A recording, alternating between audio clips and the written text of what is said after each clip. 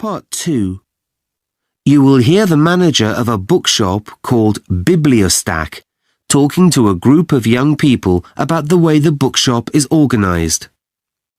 First, you have some time to look at questions 11 to 15.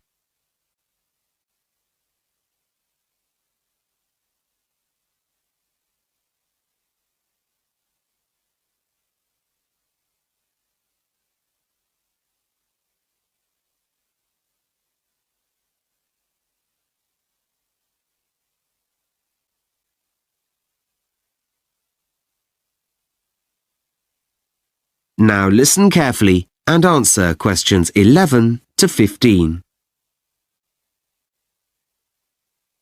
Good morning everyone, and a big welcome to Bibliostack.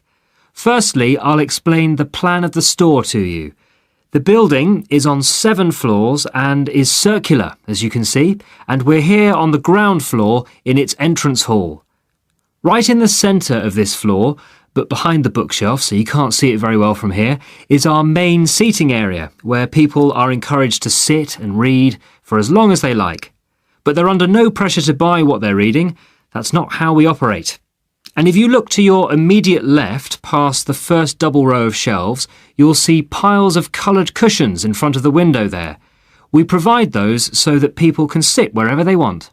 Lots of people like to sit close to the bookshelves, and if they want to sit on the floor there, we want them to be as comfortable as possible. On your right, between the 2 larger bookshelves, you'll see the computer bench, where our visitors can search through our entire catalogue. We pride ourselves in being the largest bookshop in the country, so our sales assistants can't possibly know all the available titles. Although the room in front of you is dominated by the bookshelves, at the far end, just in front of the lift, you'll see that we provide a small cafe bar here too. And just to your right, there's a door to the cloakroom, where people can leave their coats. Then after that, there's a stand where we keep a selection of local and national newspapers. Customers are welcome to browse through them, and we also have some for sale. We really want people to feel as though they're browsing through books in the comfort of their own home.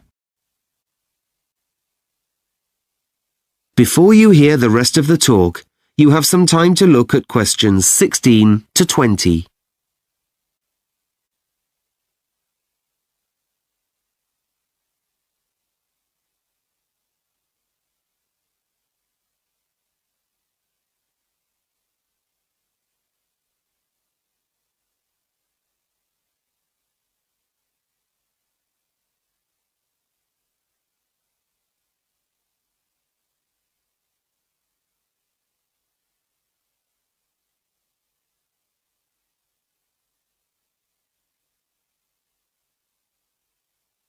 Now listen and answer questions 16 to 20.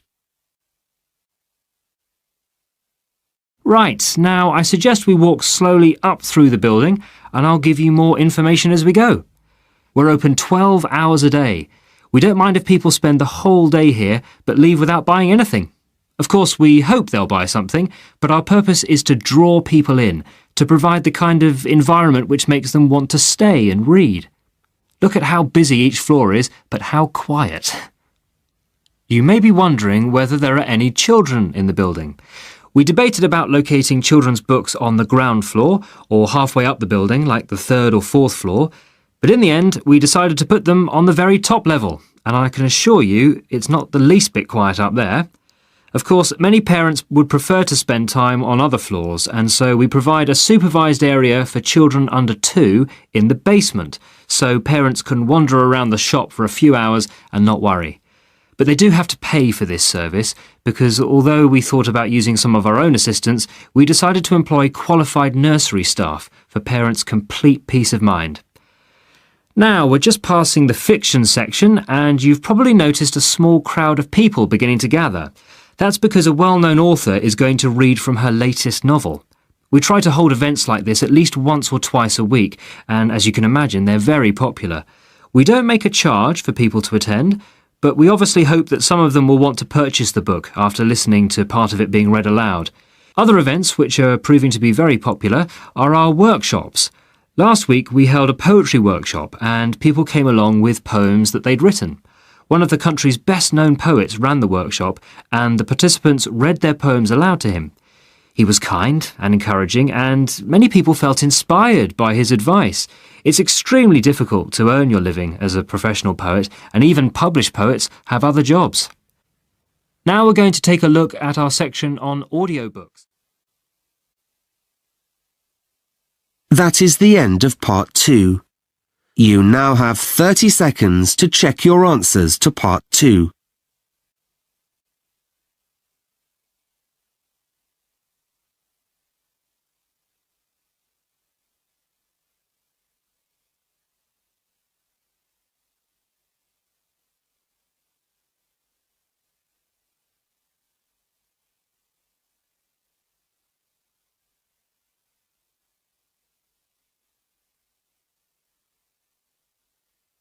Part 3.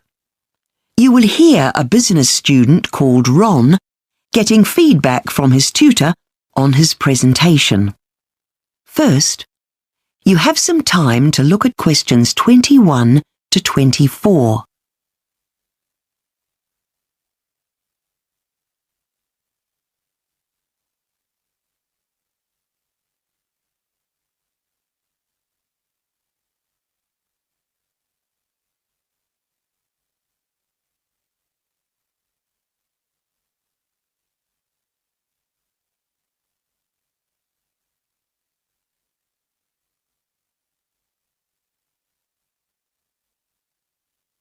Now listen carefully and answer questions 21 to 24. Thanks, Ron, for coming to my office to discuss the presentation you gave yesterday to the business management seminar. We'll go over what you did with the aim of helping you improve your next presentation. Sounds good. Now, the topic was the just-in-time, or JIT, supply system, used by a lot of manufacturers, first in Japan and then in the West, I think. Yes, but actually one thing I should have made clearer and talked about was the fact that the Americans actually pioneered the idea of just-in-time, though it wasn't called that. Henry Ford and his cars, in fact, at the turn of the 20th century. And later, a big U.S. supermarket chain used it, and this was where Toyota in Japan got the idea for its car making. Yes, that would have been a good addition. Now, before we go any further, I think I would suggest that you should have stopped and clearly defined just-in-time for your seminar colleagues.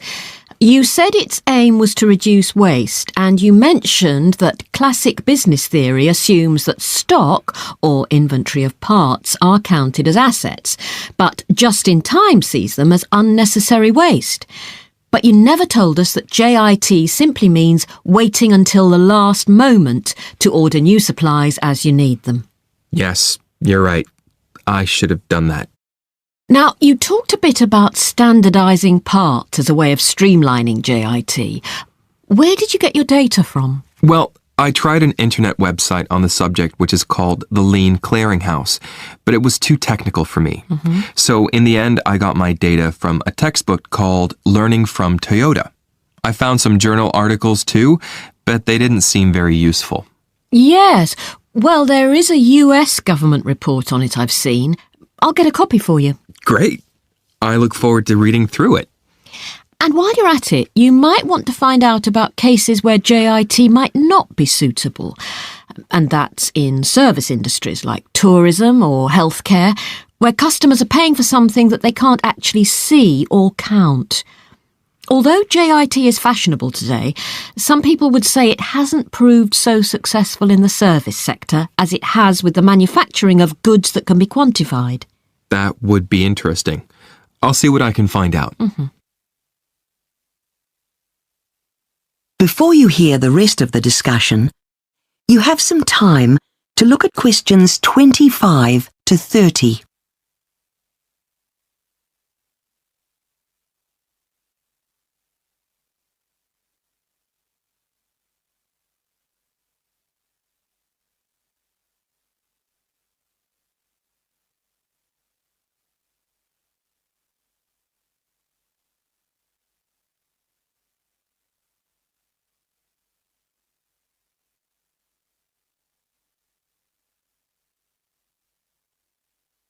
Now listen and answer questions 25 to 30. Now, unless you have any more questions, let's turn to a critique of the technical aspects of the presentation. I'm afraid I'll emphasise the things I think you might want to work on. It was a good talk, but with a little work, your next presentation should be excellent. Fine. That would be helpful. Actually, I wasn't happy with my delivery. I sometimes seemed to talk fast and sometimes slow. I was on edge, I guess. Yes, you were. And as well as that, your purpose wasn't very specific. In future, you need to lay out exactly what you're going to cover and why. Make it clear and concise and not so general. And what about my transitions from one section to the next?